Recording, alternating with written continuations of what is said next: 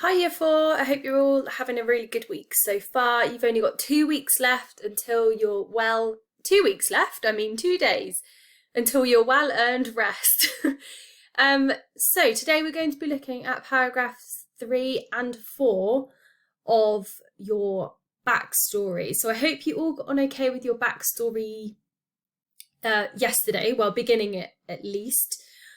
What I will add for today is some fronted adverbials, because I found a really useful sheet that you can draw from. So I think that would be good to try and include some of those in your writing.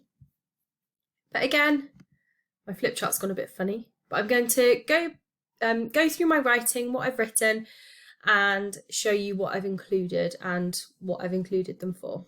Okay, so you're still going to be considering those aspects of your writing as you move along. So let's have a look and see what I've written.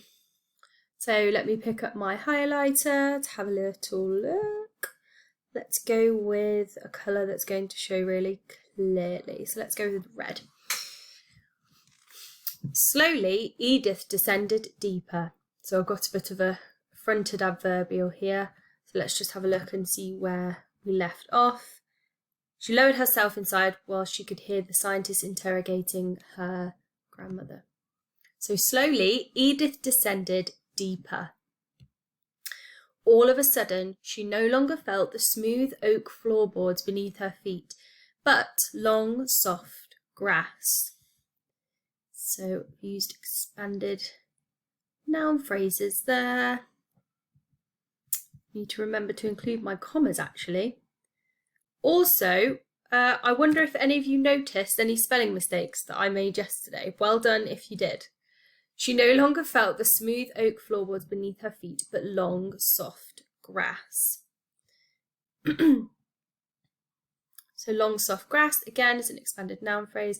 So just think, if you have a noun and it feels appropriate to expand it, go for it. Use those adjectives to describe it. She gasped. So I've got a simple sentence there. It's got 2 words in it, but it's very effective. She looked around her. She was in a forest. She could see tall... I don't like that I've started the sentence with she twice. So let's see what I could put here. I could put... where she looked. Everywhere she looked, she could see. So I've got a fronted adverbial here because I'm talking about place. So everywhere she looked, she could see tall pine trees. Again, got the expanded noun phrases surrounding her. And a little in the distance, she could see a large stone table. We know what that's about, don't we? Edith had no idea where she was or what had happened, but she was far too terrified of being captured to turn back. So I've got captured, terrified. Could have put scared or caught there, but terrified and captured, they're a bit more dramatic, aren't they, for vocab, and they probably have a bit more of an effect on the reader. She decided to walk towards the table when she saw a strange creature. I wonder if I could expand that. I probably could.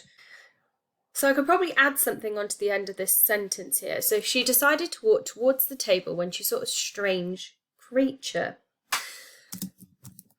that looked as if it were made up of half man and half goat. Having never seen a fawn before, Edith stood rudely with her mouth open. What do you think you're looking at? Growled the fawn. I don't know why my text has gone a bit funny there. Oh, whoopsie daisy. Okay, I'm just going to leave that as it is for now, but your writing will obviously all be on one line. So I've got my speech in here. I've got the fawn speaking, and I've got a different active verb. So I haven't just said, I've described the way that he said it. He has growled it. Okay, so maybe this is the beginning of it not turning out to be such a nice trip to Narnia for the White Witch or for Edith. I do apologise, sir. I have never seen your kind before, exclaimed Edith. Again, my writing's gone a bit funny, but I'm sure yours will be just fine. So we've got another active verb there, exclaimed. Okay, so she hasn't argued, she hasn't just, you could have replied, she hasn't shouted, the appropriate active verb has been used there. I should think you would apologise. And what on Narnia do you mean by my kind? Have you looked at yourself? Maybe you should go back to your kind, the fawn shouted angrily as he trotted off. So here I have got some speech, and also I've put and what on Narnia. So sometimes people say, and what on earth did you do that for? Obviously the fawn doesn't know that Earth exists, so he's got to say Narnia instead. Okay, and then he's shouted angrily. Again, so I've got good use of active verb and an adverb there as well, as he trotted off. Suddenly, Edith's eyes began to flood with tears. So I've got suddenly, so I've got my fronted adverbial, began to flood with tears. You could also say that might be a little bit of personification, because it's being, instead of fill with tears, flooding with tears, that means there's so many of them and she's absolutely distraught. So I'm going to say that's a little bit of personification there. It's a little bit of creative thinking. So let's move on to our next one. Okay, so let's have a little look at paragraph 4. I've just made it a little bit bigger for myself. So over the next few years, Edith became more and more isolated. So again, I've got my fronted adverbial here.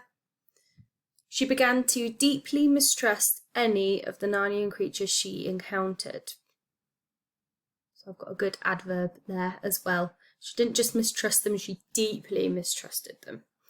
The more she avoided the creatures, the more delusional she became. Again, delusional is a really good piece of vocab there. Edith began to believe all the creatures were against her. She became intensely unhappy and stormed through Narnia in a terrible rage. Again, I've got an adverb here and a use of conjunctions to add a little bit of extra information. The Narnians began to fear Edith and would cower and hide from her, for she was a force to be reckoned with. So cower, that's quite another good word, like a way of being scared. And also I've got my fanboys in here, and I've said, given a reason as to why they would cower and hide, because she was quite an intimidating, scary force. Edith became so miserable that her heart turned cold with hatred. Her mood changed Narnia forever. Eventually, fronted adverbial, the trees became covered in a blanket of snow. The river ceased to flow. Oh, I need to put and there. So if you need to edit when you go, as you go, sorry, that's fine.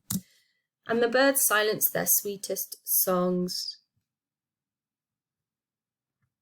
Now, that's a little bit of personification there as well, because they sing a song of some kind, don't they, birds?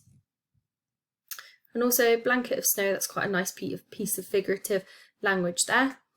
Edith called upon winter to deliver her punishment to the Narnians. Unfortunately, the kind-hearted, warm and loving Edith was no more. The White Witch was born. So again, I've got a fronted adverbial there. And this is an expanded noun phrase, but talking about that person's personality. So it's almost like, you know, Edith's old personality is completely gone. And then at the end, I've got this simple sentence, the White Witch was born. Maybe I could change my punctuation there as well, actually, and include an exclamation mark for dramatic effect. Amazing. So I hope this gives you a sort of idea of where you can go next in your writing. I might pop a few things up on the Home Learning website to help you. So I think I'll pop the fronted adverbials tool. So make sure you're having a look at that when you're continuing with your writing. Okay. And if I can find anything else that would be, so maybe some adverbs as well, that would be quite good. Right. So I hope that all goes okay today. Again, if you need any help, then send over an email to me. But good luck. And again, can't wait to see your stories. Take care. Bye.